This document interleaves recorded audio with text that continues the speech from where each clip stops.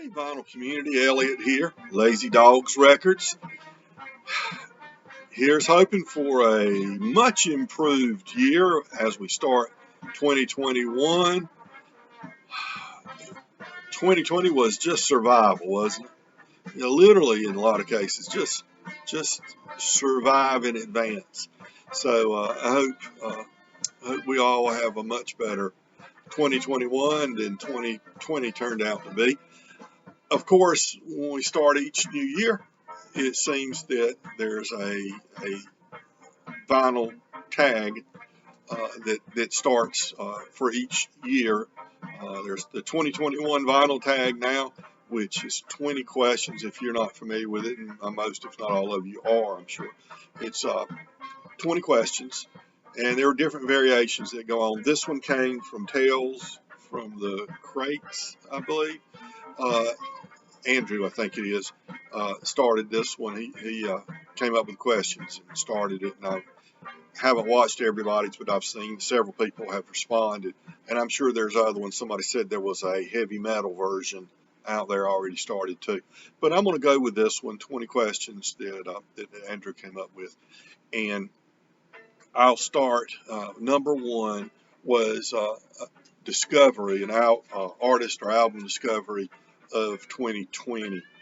So this is not that it wasn't that I didn't know these artists' names so much as I just had never explored their music before. But one of the things about the year 2020 in the vinyl community is so many jazz enthusiasts here. It got my interest up into exploring more about jazz, and I've expanded my jazz collection a great deal. So, and a couple of artists that I've picked up a couple of albums from, so I guess you could say discovered. Clifford Brown and Max Roach, and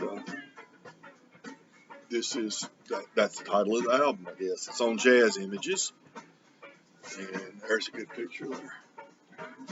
Of course, Max Roach, the percussionist. And then I was able to find this one, Das Hound, Max Roach, the name's reversed, Max Roach, Clifford Brown. And I believe I'll be digging deeper and deeper into artists like this in 2021. Question number two, a quarantine buy. And pretty much everything I bought in 2020, with the exception of anything I got in January to February, were quarantine buys. Didn't want to get out much at all. Didn't go to there were no record shows. I bought from a local shop, but I bought it through YouTube. And I think I did go into his shop one time where he scheduled one-on-one visits during the quarantine. You could go in and make an appointment, and only one person in the store, himself and one person, and you go in there and spend a little time, and I did purchase some that way, but everything else has been bought online. So the one I would note would be Jonathan Parker, and this album is called Broken Hearts and Broken Bones. Jonathan Parker. This is a local gentleman, very popular in this area, country singer, not a pop country, not bro country, a real country singer, and he and his band play in this area, but they also go out in the Midwest and do tours and things like that. So they do get around a little bit pre-pandemic, of course. But I've never been able to see him in his full band, but he plays solo or with one other guy help accompany him on a second guitar at a local restaurant in my town. And on Thursday nights they have music, again, pre-pandemic. And I've seen him 2 or 3 times playing there, and he's just tremendous. So this is a really good album. Everything else he's put out has been CD and download only. So I was really pleased that he put out a vinyl album. Jonathan Parker, excellent artist. And question number 3 was an LP you want to find in 2021. And it's an LP I've had before, but it was in really bad shape. And so I got rid of it. I discarded it. It wasn't really playable. And I should have kept the cover, but I didn't, because I love the cover as well. And it's Porter Wagoner, Cold Hard Facts of Life. One of the best album covers you ever see. And the title track is an amazing song. Porter, one of the great country artists. So Cold Hard Facts of Life from Porter Wagoner is what I would want to find. That's one I'm really looking for in this year.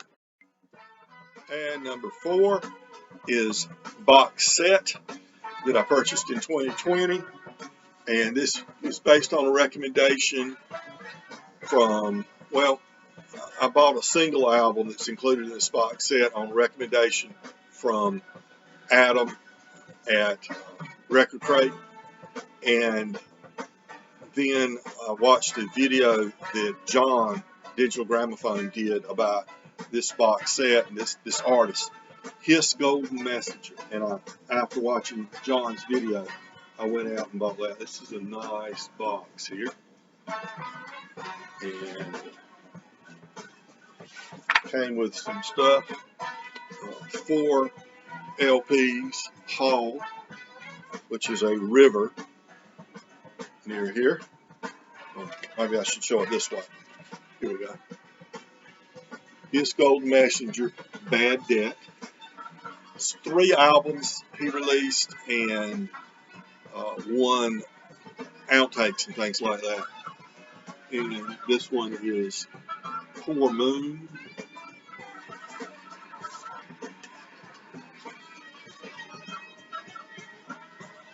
And this one is Vertigo Full.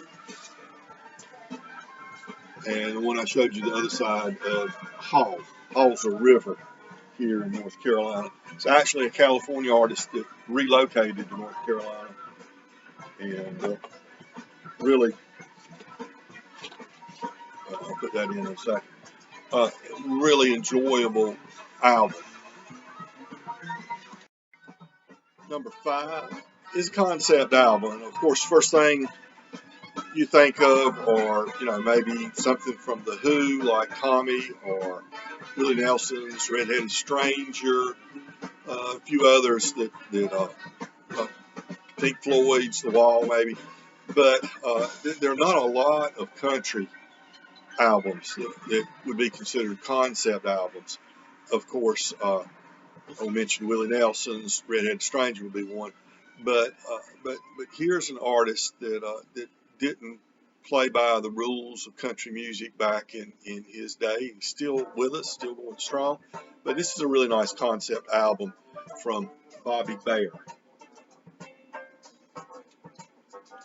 Bobby recorded on RCA Records most of the time. And this is called Hard Time Hungries. And it is a concept by Shel Silverstein. And the songs on here: Hard Time Hungries, The Farmer Feeds Us All, Alimony, 2 for $1, Back Home in Huntsville Again, Daddy's Been Around the House Too Long. That's a pretty appropriate song for the pandemic, isn't it?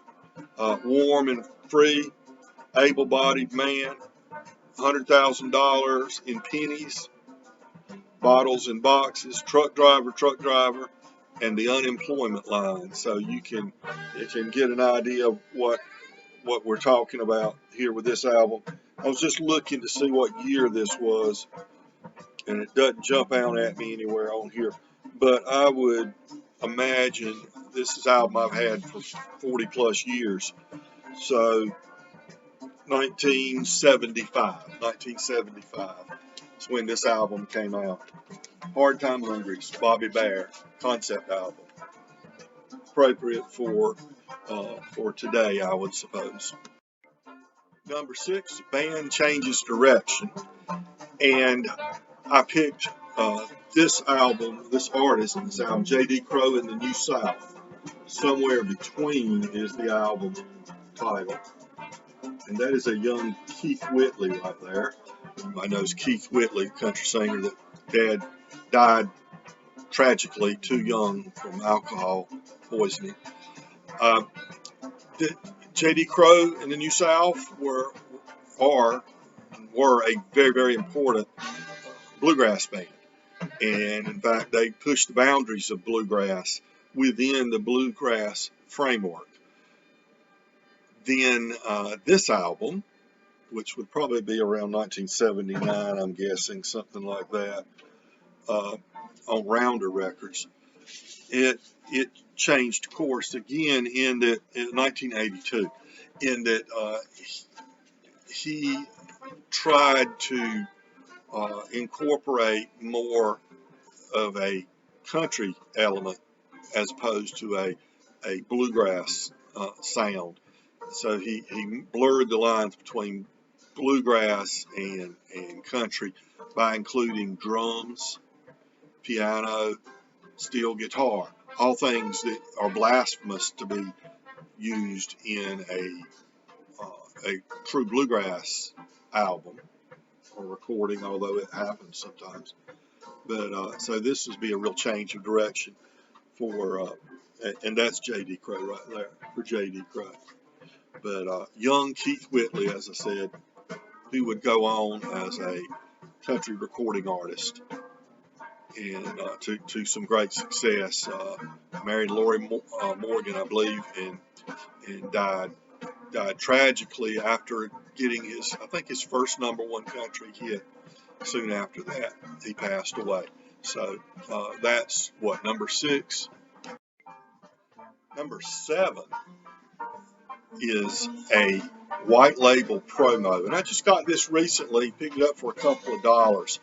Now, this is that Byrds album from '73, I believe it was, when they reformed the original Byrds after other variations. The Clarence White version of the Byrds had been touring, stuff like that.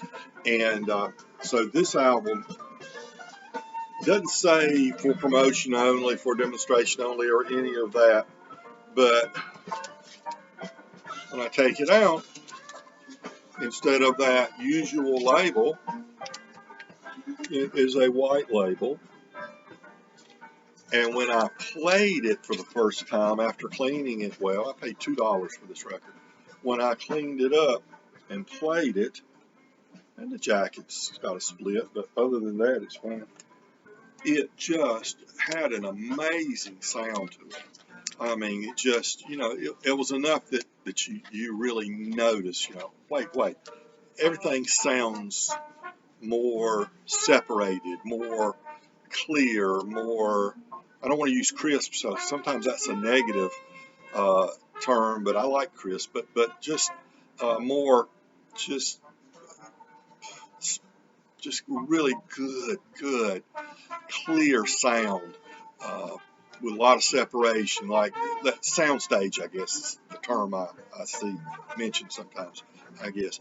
So I believe this must be a white label promo, given, with the idea that these white label promos are the first ones pressed from a stamper right after it's created. Thus, you're going to get the best sound that you're going to get from one. Okay, and number eight was a compilation. Now, it's not one I picked up this last year. This is one I got, I don't know, when did they put these out? 85 or so. Columbia House. Remember old Columbia House records? I got it through Columbia House, and I got 3 of these compilations.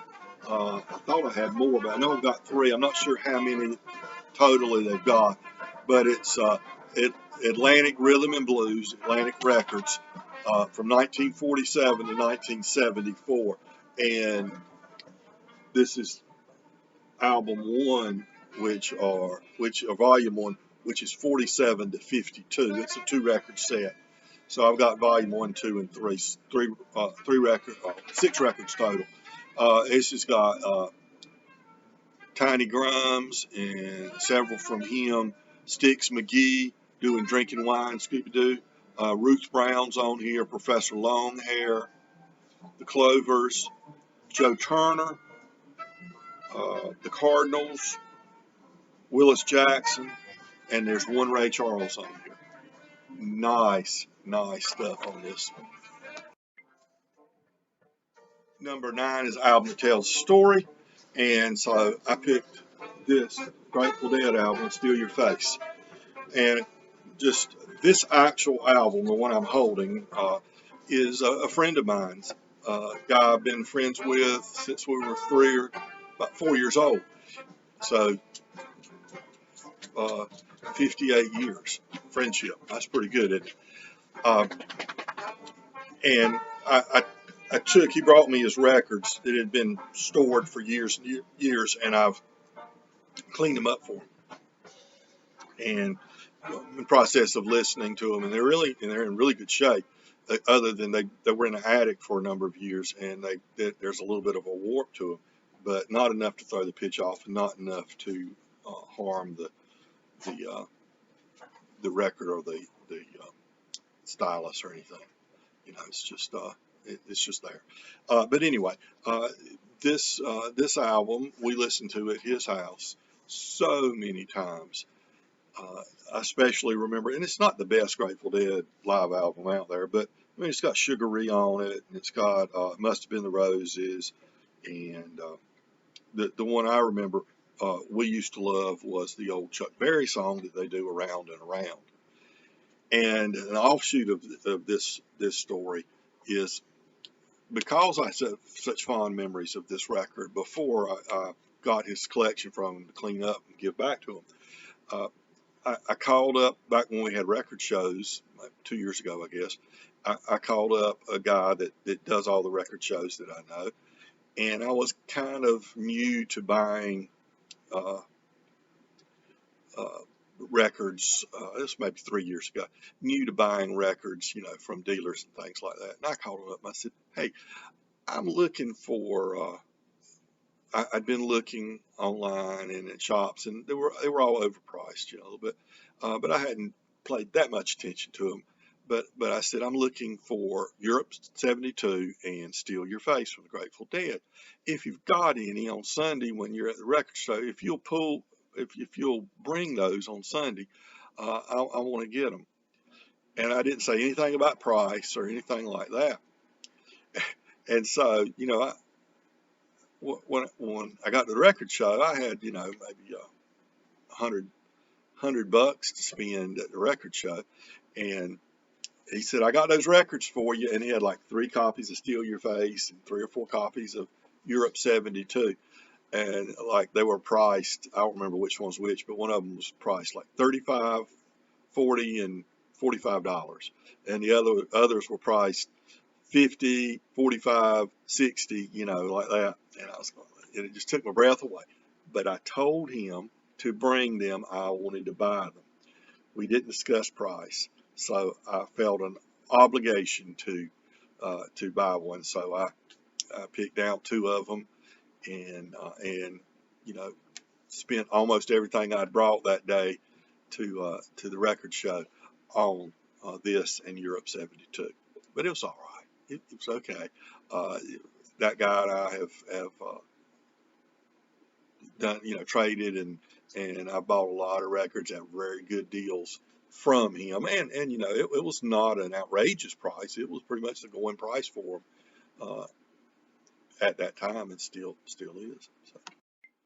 Question number 10, an album that needs a vinyl pressing. So obviously I don't have it here. It's one I've been looking for a long time. I hope I can find it, but I'm not paying the prices they want for it.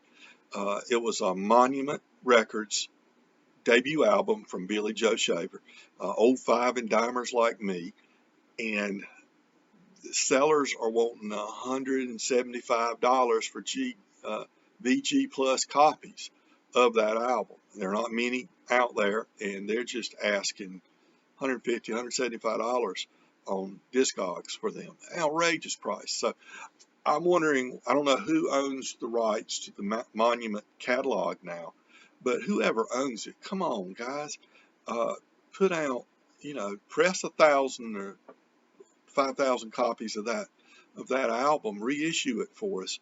There's a market for it there for the great Texas singer-songwriters. So, Well, you ought to be able to get that album brand spanking new for $25 and not have to spend, and I'm not going to spend $175 for it. I'll just keep looking, and maybe I'll come across one in a collection or something like that. But Billy Joe Shaver, Old Five and Dimers. Number 11 is a common and an uncommon record. So I took the same artist, and one that you see often and can pick up for not much money, and another by the same artist that is just very difficult to find. Waylon Jennings, "Dreaming My Dreams" is a pretty common record. You can find this without much trouble. A really good album. He produced it with Cowboy Jack Clement, and this is from 1975, and it's got "Are You Sure Hank Done It This Way?" What a great song there. And it opens with "Are You Sure Hank Done It This Way?" and it closes with "Bob Wills Is Still the King." So a classic album that everybody that likes country music should have in their catalog.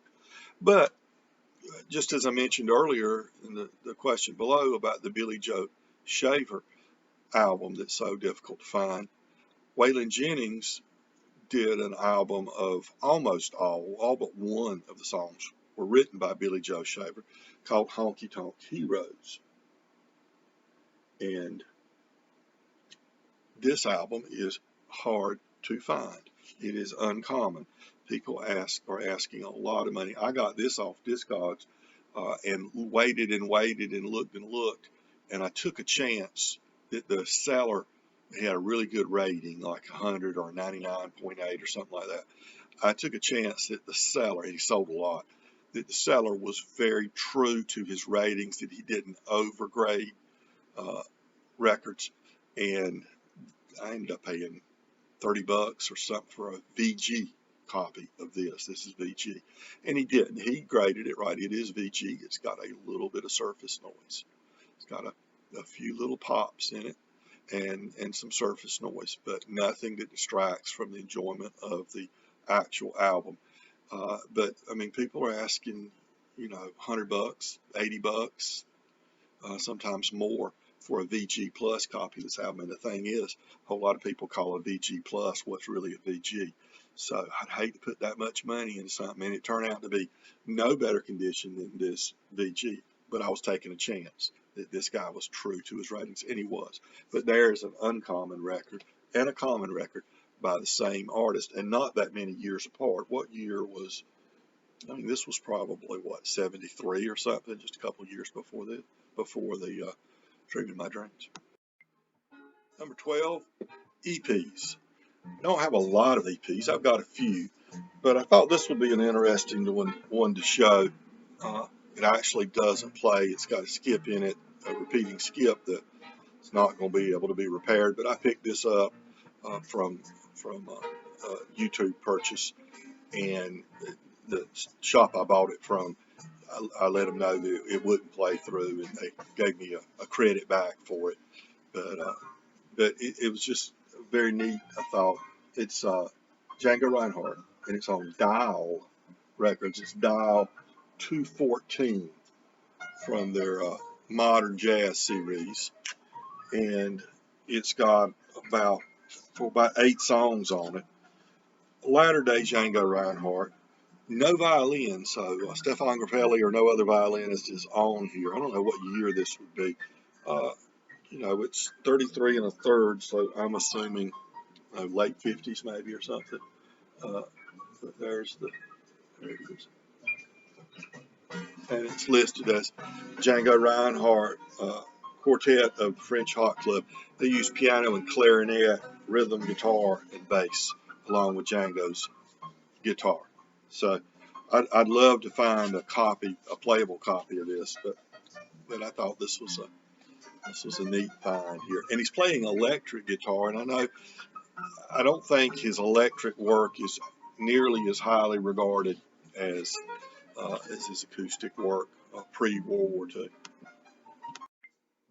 And number 13, a girl group. This is one I picked up in a soul collection a couple years ago. the Poppies and this Lullaby of Love. And a nice story on these ladies is actually, this record's actually got a little star by it, where I've got the album listed. So that means when I looked it up on Discogs, it's worth a little bit of money. It's on Epic Records. And these girls went to Jim Hill High School in Jackson, Mississippi together. And at the time of this recording, they were all enrolled at Jackson State University, Jackson State College. It's Dorothy Moore, and she was majoring in music. And Pete C. McCullen, who was studying science and is majoring in science. She wrote one of the songs on here, and Rosemary Taylor is majoring in French. Now I wonder if they, because of the success of this album, if they dropped down to college and pursued their music career, and then maybe they went back to college, or maybe they never dropped out. Maybe parents said, no, don't care how successful you are, you're going to get your college degree first. That would have been a smart thing, but it'd be hard to convince a 18, 19, 20-year-old to do that if they were having a little bit of success in the music world. Okay, a record cover you love is number 14. Whenever we do one of these and question is about album covers you like, so I usually go to Little Feat or this band, because I love the artwork on especially this band's early albums, and that's the Newgrass Revival. And this is When the Storm is Over, Newgrass Revival. See, it's a well-worn cover, but album plays great, and the artwork is wonderful. Nothing special about the back, it's just the band. And I believe that's the rhyme in there they're showing. And this is on Flying Fish Records out of Chicago, and this was about 1977 when it came out. But just really like that album cover. During this period, their album covers were really detailed and neat. And number 15 is albums you listen to the most. Well, that's a difficult one. I mean, I guess you're going to have to go back to, depending on how old you are, something you've had a long time. So it'd be something I had since the 70s or 80s, I suppose. One I thought of that I go back to fairly often and re-listen is Emmylou Harris, Roses in the Snow. What a great album this one is. And it includes some of the classics. She does a great version of Wayfaring Stranger. She does The Boxer, Paul Simon's song The Boxer. Ralph Stanley's The Darkest Hour is Just Before the Dawn. I'll go step into to pick things up a little bit, and you're learning the Ira and Charlie Logan song, Jordan, the traditional song it'll touch your heart. Go Watch and Chain from A.P. Carter. So, I like the back cover too. Right? This would be one you could pick as favorite cover too, because even at, Emmylou's in her 70s now, I would imagine. I'm 62 and she's a decade older than me probably. But she's still beautiful today. But, that's beauty right there. Woo. That's everlasting type of beauty, and especially with a voice like hers. So that will be number 15, album you've listened to the most. Next question, number 16, is an album you have to have the OG for, the original pressing copy. I don't put that much value in. Value monetarily, I know sometimes there is, but it's not a priority for me. I'll put it that way. So I will show you something that I know is an OG because I pre-ordered it before it was pressed. So I know I got one of the first copies. And that's American Aquarium, Lamentations. And this is a 2020 issue, and it's signed. It was going to be signed by the entire band except for the pandemic. His band members, B.J. Barnum, he is the band really, plus his hired hands that make up his band. He's the chief songwriter. He's the lead singer. He's the singer in the band and everything. This was produced by Shooter Jennings, and the idea was if you pre-ordered it before they went into the studio, they would all sign it. But the band was scattered all around the country in the middle of the pandemic, and so BJ signed it, and but that's fine. That doesn't mean that much to me. But I mean, I'm nice to have a signature. I'm not saying it's not. And this is kind of a red and white, red and cream mix. There's a lot of special, features. There's artwork, things like that in here. And when you pre-ordered, you got the black cover. I think the other covers are white, I believe, and you got the colored vinyl, which doesn't really mean anything to me. I don't dislike it and I don't like it, but that's fine. But all the songs written by him, as I say, produced by Shooter Jennings, and B.J. Barnum is the leader of American Aquarium, Lamentations, and Lamentations, I should say.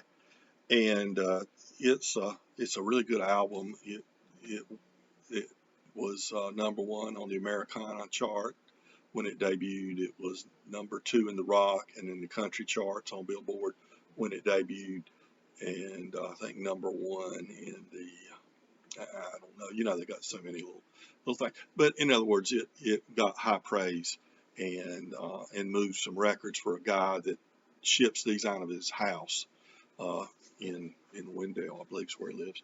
But anyway, that's a first pressing, and maybe one day that will be considered a very valuable record because it's a first OG, which OG, what, original gangsta? I don't know, but I know what they mean when they say OG. They mean that first pressing. Okay, so American Aquarium, Lamentations. Okay, number 17 is Last Purchased, and the FedEx man handed this to me on the 30th, I guess it was. Today's the 1st, so 2 days ago. And I got some other, somewhere in the lost realms of the U.S. Postal Service. I don't blame the workers. I know what's going on, but they're doing the best they can to get them out. But this was sent FedEx, and trying to, most of what I have by this band is CD. So I've been trying to add and get the vinyl for them. I don't have any of these 3 particular albums on CD, so these will be new to me. But that is the band Southern Culture on the Skids, one of the great surf rockabilly, roots rock, psycho crazy bands out there. And I got 3 albums here, and this is Dig This,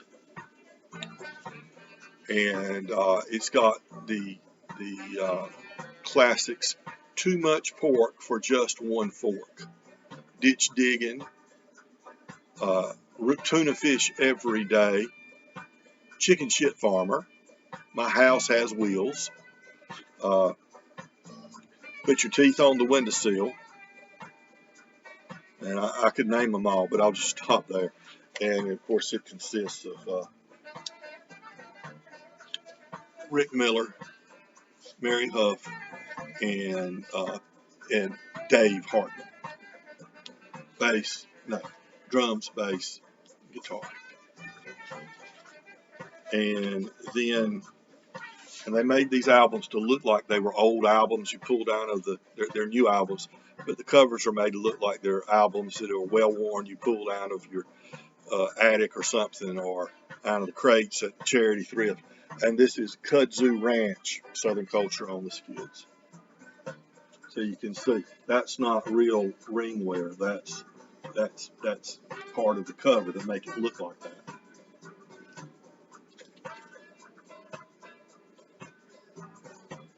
And this has got some great. It's got pig picking on it. Slinky Spring milk. Montague's mystery theme. Come as you are, Lucifer Sam. Jack's tune, and they do. Are you ready for the country on here? And then finally, the third one I got these from the Southern Culture on Skids website. That's why it shipped FedEx and arrived in 2 days. It cost me more, and I would have taken media mail shipping, but they didn't offer that. The only way I could get it was if they shipped it FedEx. This is a 2-record set, bootlegger's choice, Southern Culture on the Skids. And the great thing about this is they've redone albums or songs from albums that you can't get anymore from when they came out. They don't have the rights, I guess, to reissue them on vinyl, so they recut these songs. Earth Mover, Voodoo Cadillac, House of Bamboo, 8-piece box, talking about fried chicken. Camel Walk, which was somewhat of a hit. Fried Chicken and Gasoline. I could name all these too. It's got Firefly on it. It's got Soul City. It's got a story behind that. And it closes out with a great song. The title track from their only major label release, which is Dirt Track Date. Okay? Think about the concept. Dirt track, take your girlfriend to the dirt track for a race. Okay, so that's my most recent purchase. All right, number 18 is something you get, but they don't. In other words, something you like, but a lot of people don't care for. And that was simple for me, and I could have picked any number of albums, but I think albums that feature the banjo. And, you hear a lot of people when they think of bluegrass, they'll make comments like, "Oh, I like some of it, but I don't like that banjo stuff," or it's fine. I understand some people don't care for it, but it can be very, very good, very interesting. So the album I pulled is just one of many albums by artists who play the banjo. This is Alan Mundy's Banjo Sandwich. And the emphasis is with the banjo on this, and this is on Ridge Runner Records. Banjo is I'm not going to sit here and try to defend it or justify it or anything like that. If you don't like it, you don't like it. That's fine. But there's a lot you can do with banjo, playing the banjo, and I think it adds a lot to a lot of music. And oftentimes it's in the mix, and if you don't listen closely, you don't realize it's used in a lot of rock music. It's used in a lot of other genres too. And so, that's all I'm saying. The funny joke, those the T-shirts, I don't know if you still see them or not. You used to see them. It would say. It's for people outdoors people, paddlers, that kayak and stuff. It says, "Paddle faster. I hear banjo music," and some people know exactly what I'm talking about, and others do not get it because you have to be a certain age or whatever. But I'll just say, watch the movie Deliverance, and you'll understand what that references to and why you want to paddle faster. Okay, number 19 is show a punk record. If you've got one, and I just don't listen to punk music. That's never been something that's got my attention or I've had any interest in, kind of like in the last segment, banjo music. A lot of people just care nothing about it, don't have any interest in it. Punk's the same way. I've got one punk record. Punk's the same way with me. You know, it doesn't move me.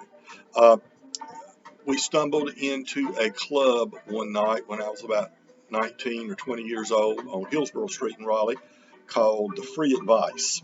Great name for a bar. So it was just a small little place across from NC State.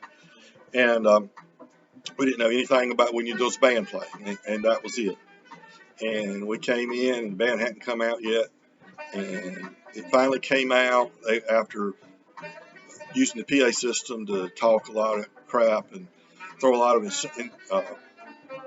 obscenities out there and everything. And finally they came out. They said the cigarettes weren't there. They were a bunch of you know whats, but they were here in their place. We're the cigars. And of course it was the same band, you know. And so it was the Cigarettes. They were a punk band in Raleigh, North Carolina. And I wanted this album because I saw them one time. They were actually pretty entertaining. They opened with Take the Last Train to Clarksville. So, you know, I like that.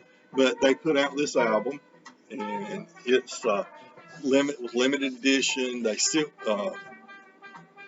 they did something. Each cover's individually made differently. You know, no two covers are exactly the same. And this is Crawl Right Out of My Skin from the Cigarettes, and it's a fairly expensive record, $50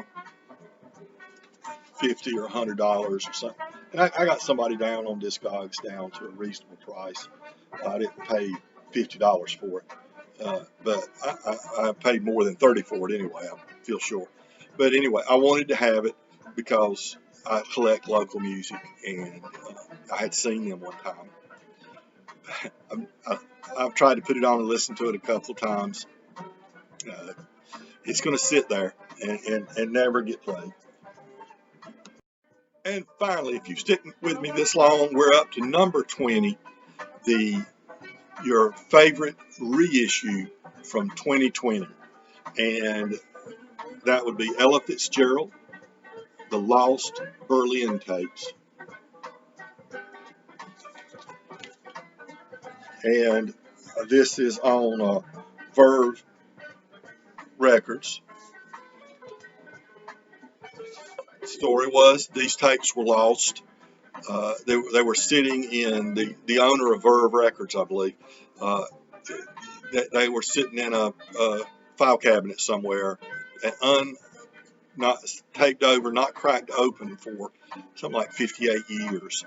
And this was the tour after she did the Live in Berlin Mac the Knife album that was so successful. So she's in Berlin again, same performance hall. And this is and they put this out. They worked on these recordings and got them nice and clean and released them. And I love this album. Cry Me a River, Someone to Watch Over Me, Angel Eyes, Taking a Chance on Love, Hallelujah, I Love Him So. She does Mac the Knife on here. Wonderful reissue for 2020. All right, so that's my 2021 vinyl tag presentation. I hope you enjoyed it. If you'd like to subscribe to my channel, I'd love to have you. I'm not everybody's cup of tea. A lot of roots music, things like that in my repertoire, in my wheelhouse that I like to show. But if you're interested in anything like that, please join me. I do other stuff, jazz and rock, classic rock, things like that as well. But would love to have you if you'd like to. But no pressure here. And like it if you like to. And I hope everybody out there will contribute their own version of 2021 vinyl tag. And I'll remind everybody, be kind to your neighbors, folks, because you know what? We're all just neighbors.